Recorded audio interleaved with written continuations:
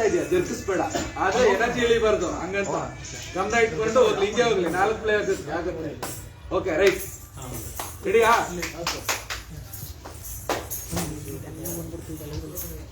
ಜನ ಒಂದಿಬ್ರು ಎಕ್ಸ್ಟ್ರಾ ಇರ್ಲಿ ಇದ್ರಲ್ಲಿ, ತಾನೆ ಎಕ್ಸ್ಟ್ರಾ. ಇನ್ನೊಂದಿಬ್ರು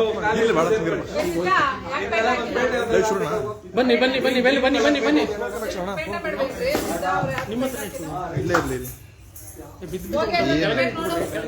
ಏನಾಗಲ್ಲ. ಗ್ರೀನ್ ಪೇಟ ಯಾವ್ದಾರು ಇದ್ರೆ ಹಾಕೊಳ್ಳಿ. ಆಯ್ತಾ ಆಯ್ತಾ ಬನ್ನಿ ಬನ್ನಿ, ಈ ಕಡೆ ಬನ್ನಿ, ಎಲ್ರು ಆಚೆ ಬನ್ನಿ, ಎಲ್ರು ಆಚೆ ಬನ್ನಿ.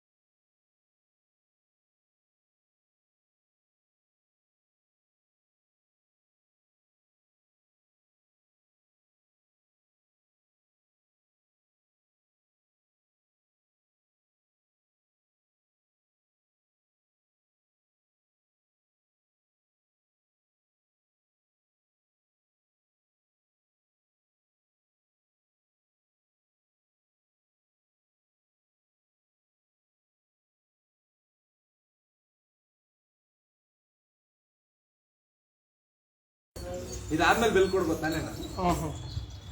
ಲೈವ್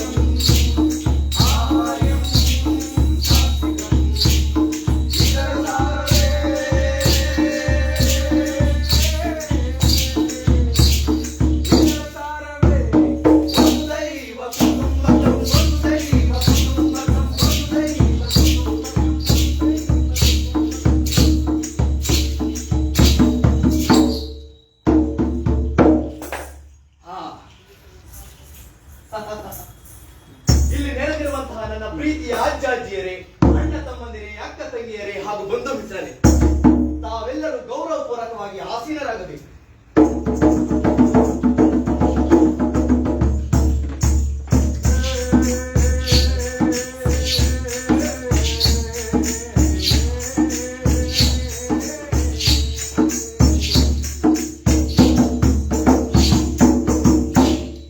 ಈ ನಾಟಕ ಒಂದು ಅದ್ಭುತ ಮಾಂತ್ರಿಕ.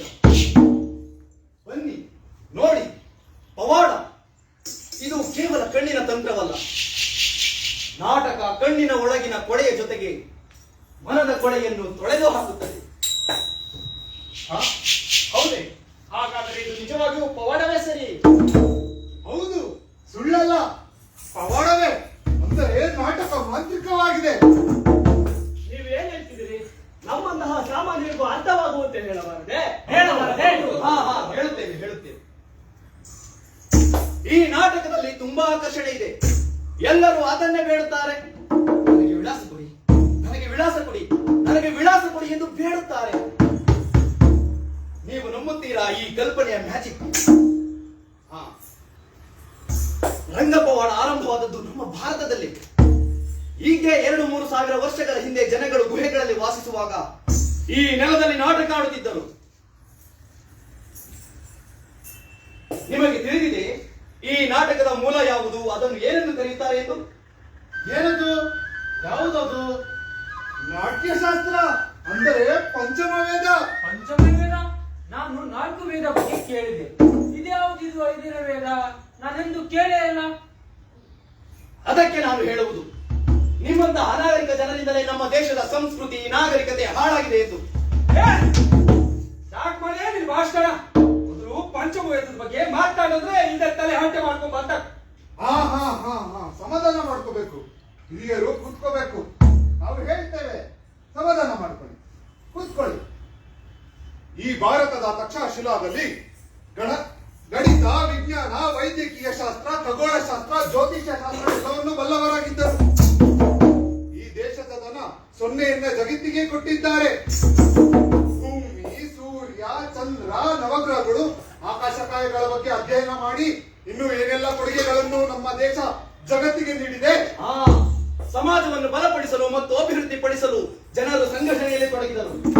ಇದರಿಂದ ನಾವು ಸುಲಭವಾಗಿ ಕೆಲಸದ ಬಗ್ಗೆ ಮಾತನಾಡಬಹುದು. ಆದರೆ ಕಲೆ ಬಹಳ ಮುಖ್ಯ ಭಾಗವಾಗಿದೆ. ಪಂಚಮ ವೇದ ಎಂದರೆ 4 ವೇದಗಳ ಸಾರ.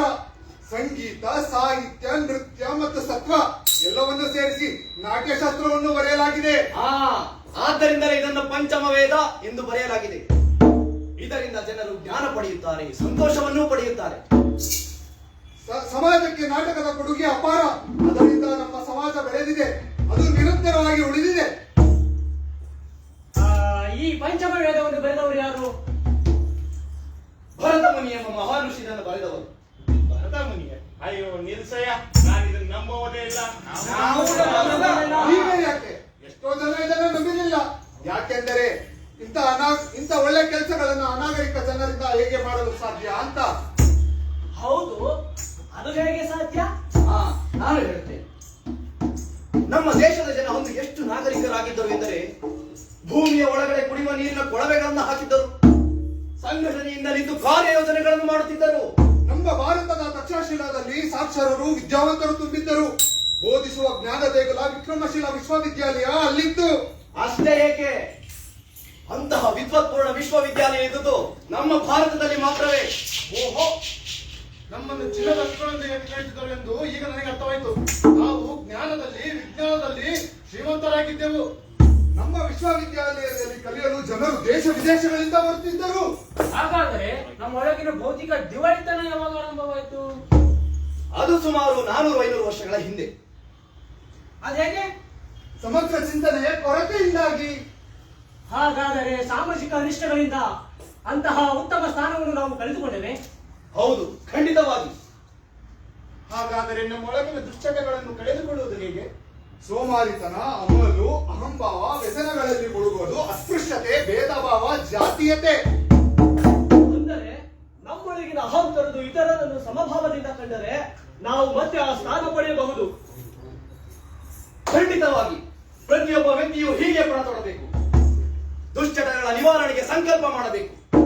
ವ್ಯಕ್ತಿ ವ್ಯಕ್ತಿ ಬಲಿಷ್ಠನಾದರೆ ಕುಟುಂಬ ಬಲಿಷ್ಠವಾಗುತ್ತದೆ, ಕುಟುಂಬ ಬಲಿಷ್ಠವಾದರೆ ದೇಶ ಸದೃಢವಾಗುತ್ತದೆ, ದೇಶವೇ ಸದೃಢವಾದರೆ ಸಮಾಜ ಬಲಿಷ್ಠವಾಗುತ್ತದೆ.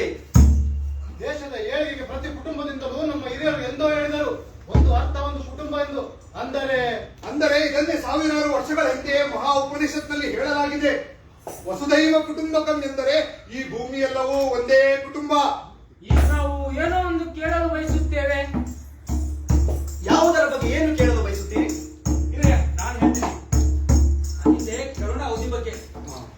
ಪ್ರಪಂಚದಾದ್ಯಂತ ಕರೋನಾ ಮಹಾಮಾರಿಯು ಕೆಟ್ಟ ಪರಿಸ್ಥಿತಿಯನ್ನು ಬಿಕ್ಕಟ್ಟಿಸಿದಾಗ ನಮ್ಮ ಭಾರತ ದೇಶವು ಔಷಧಿಗಳನ್ನ ತಯಾರಿಸಿ ಉಚಿತವಾಗಿ ಜಗತ್ತಿಗೆ ನೀಡಿತು.